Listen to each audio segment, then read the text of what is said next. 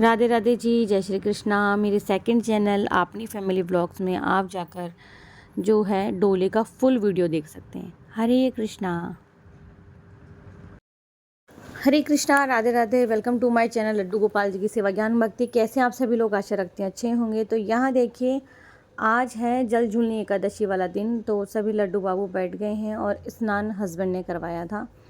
तो पंचामृत स्नान हो रहा है और ये जो पंचामृत है इसे हम फिर संभाल कर एक कटोरी में रख लेंगे, क्योंकि शाम को जब हम फलाहार करते हैं तो फलाहार करते हैं और इसको लेने के बाद में ही फलाहार करते हैं, ये जो होता है।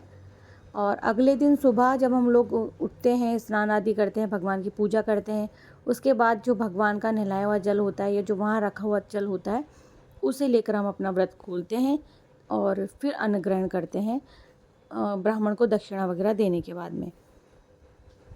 तो यहाँ तीनों का स्नान हो रहा है। और एक बात बोलना चाहूँगी कि सभी के कुल में अलग अलग परंपराएं होती है, वो उसी के अनुसार चलते हैं। हमारे कुल में जिस तरह से व्रत किया जाता है हम उस प्रकार से व्रत करते हैं। हो सकता है आपके यहाँ किसी और तरीके से व्रत करते हों। तो एक तो होता है व्रत और एक होता है उपवास, दोनों ही अलग अलग चीज़ें होती हैं। तो आपके यहाँ क्या करते हैं, व्रत करते हैं या उपवास करते हैं, ज़रूर से बताना आप लोग। यहाँ लाला का स्नान हो रहा है और लाला के स्नान के बाद में फिर इन्हें पोशाक पहनाई जाएगी। और अभी तक तो हमारे लाला भी जन्माष्टमी पर विराजे हैं, तभी बहुत छोटे से हैं हमारे लाला। तो इनके पास धीरे धीरे करके एक एक पोशाकें सिली जा रही हैं। और तो ज़्यादातर तो ये एक ही एक पोशाक पहने रहते हैं। अभी कुछ ज़्यादा श्रृंगार वगैरह मैं डालने नहीं लगी हूँ, कान में कुछ पहनाने नहीं लगी हूँ। तो जैसे हो जाएगा 1.25 महीना ऐसे कुछ, तो फिर मैं पहनाने लग जाऊँगी। मुझे लगता है अभी परेशान हो जाएंगे वो। यहाँ इनका जैसे स्नान हो जाता है उसके बाद में मतलब पंचामृत से पहले हमने थोड़ा सा मल देते हैं। इससे क्या होता है ना, इसमें दही भी होता है, शक्कर होता है, शहद होता है। उससे हमारे ठाकुर जी में और थोड़ा सा ग्लो आ जाता है, मैं चमक जाते हैं ना इससे। तो इस तरह से हमने फिर स्नान करवा दिया। देखिए लाला को,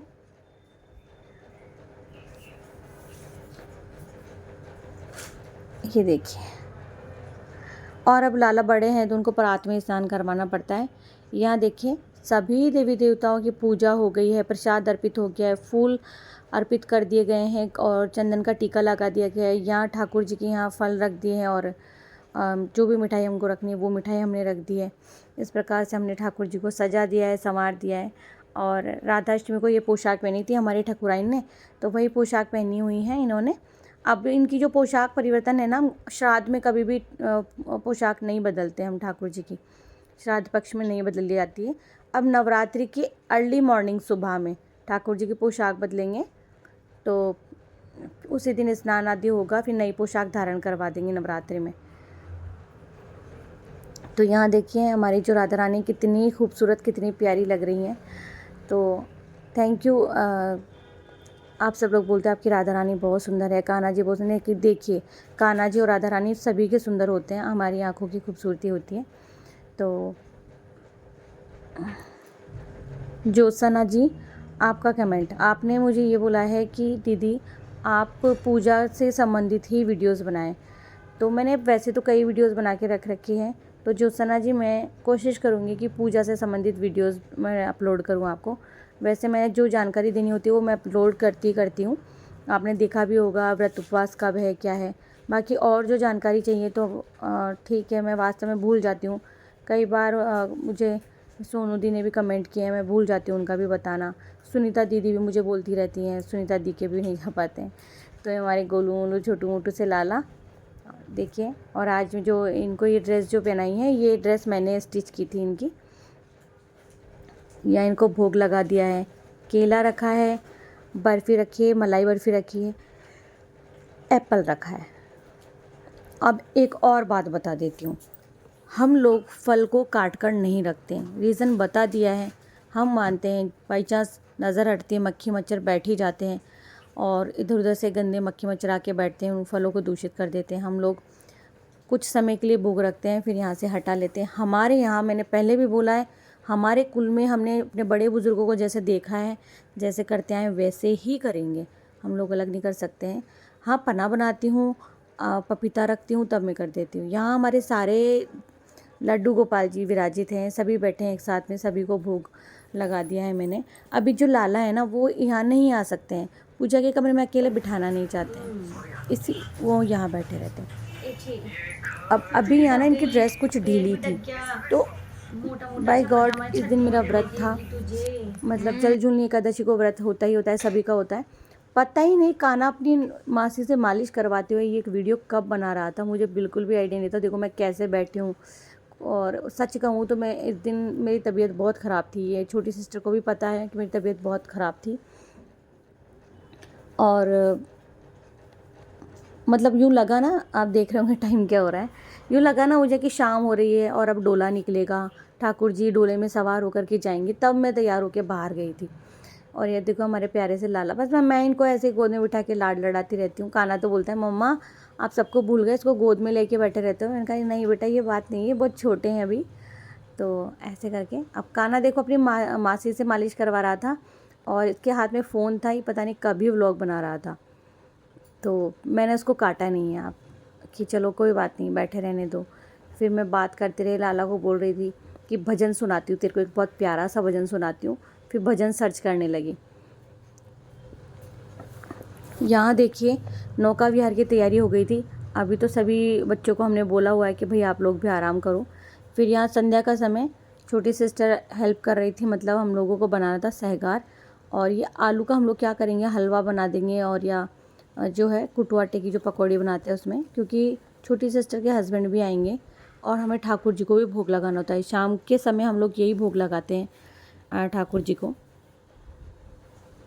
तो संध्या के समय जो भोग होता है वो यही होता है, हम लोग घर से बना के भोग लगाते हैं। अब अभी देखिए ये जैसे काम हो जाएगा, इसके बाद में फिर मैंने जो नौका विहार की तैयारी है वो करनी है। यहाँ मैं आप लोगों को बता रही थी कि भैया मैं तैयार हो गई हूँ। देखो एक तो हम बैठे रहते हैं ऐसे ही बिना मतलब कुछ किए, ऐसे ही मैं बैठी रहती हूँ, और एक बाहर के लोगों को पता नहीं चले कि भाई ये बीमार है, ऐसे क्या है, हो तो भी किसी को कोई फ़र्क नहीं पड़ता है, हमें ही पड़ता है फ़र्क। तो यहाँ मैं बस बाल बना लिए थे, तैयार व्यार हो गई थी, क्योंकि अब शाम भी होने को आई थी, मतलब समय हो गया था कि डोला निकलेगा। अब मुझे बस खाने की तैयारी करनी है, और क्योंकि जो गोपाल जी को भोग लगेगा ना वो संध्या के समय भोग लगेगा। ये कुटू आटा है, इससे मैं पकौड़ी वगैरह बना लेती हूँ और ठाकुर जी को भोग लगा देती हूँ। और आप लोग बस व्लॉग में बने रहना, क्योंकि मुझे आप लोगों के लिए ही मैं व्लॉग बनाती हूँ, वरना इस चैनल पर तो मैं व्लॉग डालती नहीं हूँ। मैंने सोचा इस बार का है वो मैं अपलोड कर देती हूँ।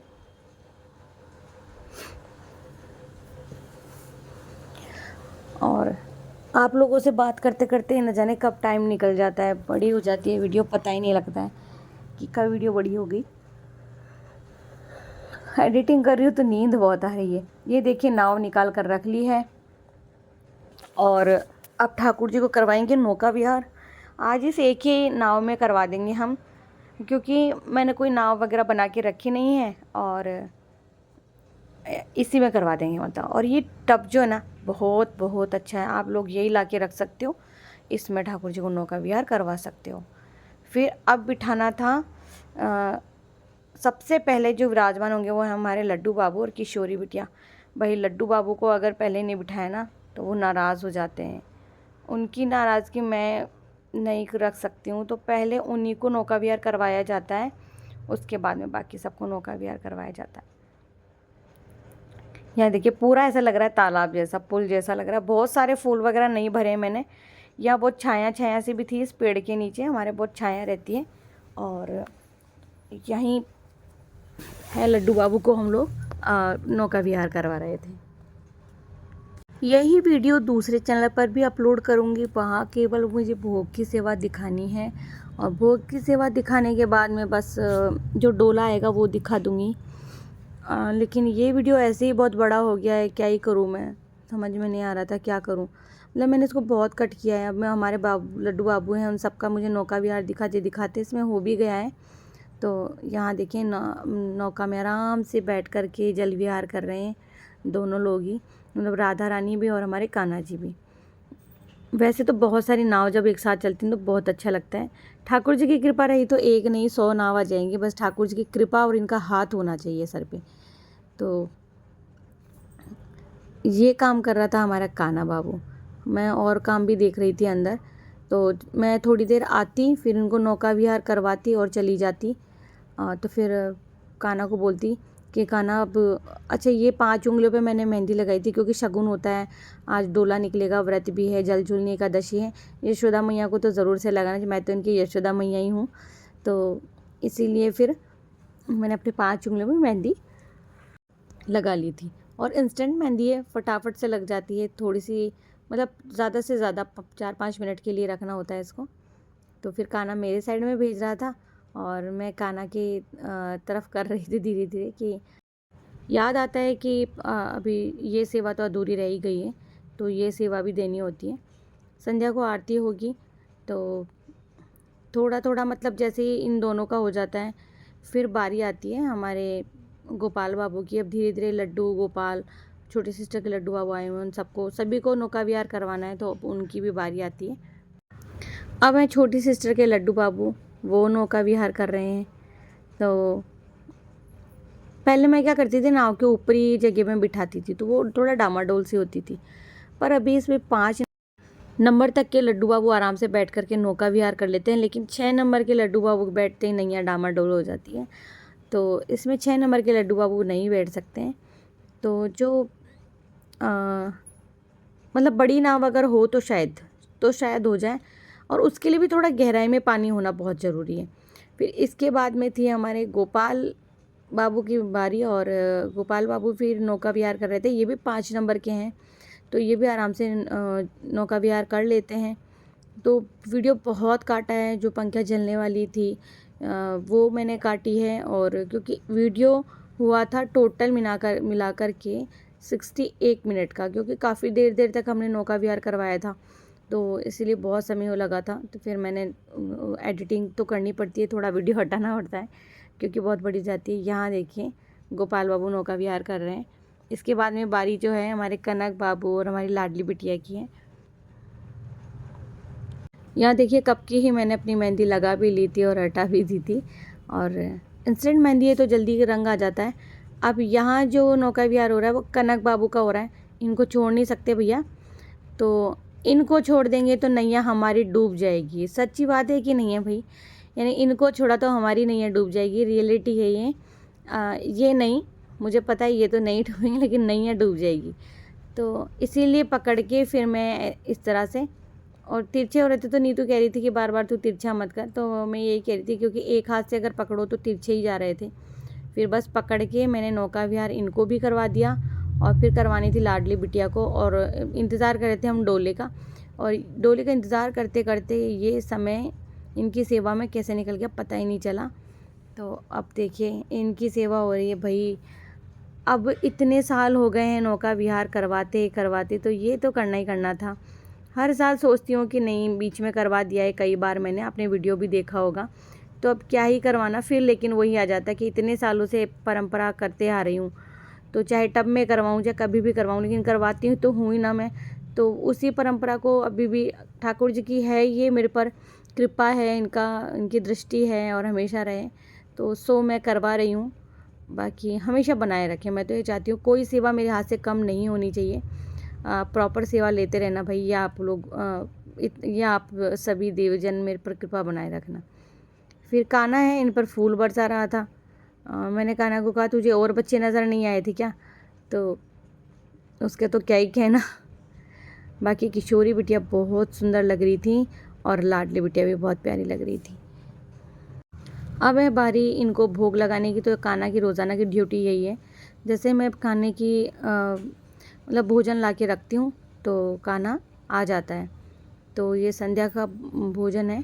वैसे भगवान का कोई व्रत नहीं होता है, ये तो हमारे भाव होते हैं कि, तो कई लोग तो भगवान को व्रत ही करवा देते हैं, उन्हें खाना ही नहीं रखते हैं, गलत बात है।